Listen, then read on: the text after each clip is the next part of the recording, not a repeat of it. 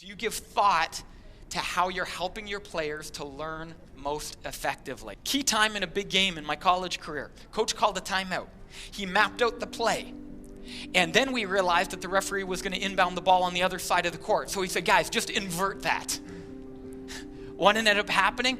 Well, one of our post players and one of our guards instantly, when the play started, went to the wrong spot. Why? Because he hadn't catered to every player's learning style. Most of you are probably familiar with learning styles, but few of us as coaches ever give time or attention to learning styles. So of course, the three primary learning styles, you can be a visual learner, an auditory learner, or a kinesthetic learner. Do you like to hear it, see it, or do it?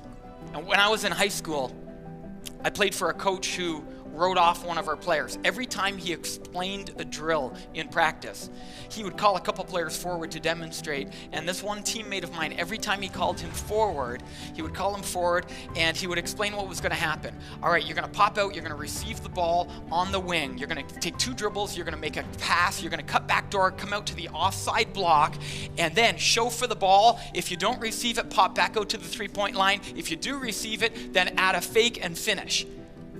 And I could just see this teammate of mine. It was like his eyes rolled back. He'd step out on the court, and as soon as the coach said go, he would go the wrong direction, or he wouldn't move at all. And what would happen? Our coach would stop the practice and start screaming at him. Weren't you listening? And in fact, he removed his name. He stopped calling him by his name. Instead of calling him Mike, he called him Meathead. And he used to say it's because there's nothing above here. And you can think about the impact that had on Mike and how he thought of himself and how all of the team thought about Mike. Of course, how did we think about him?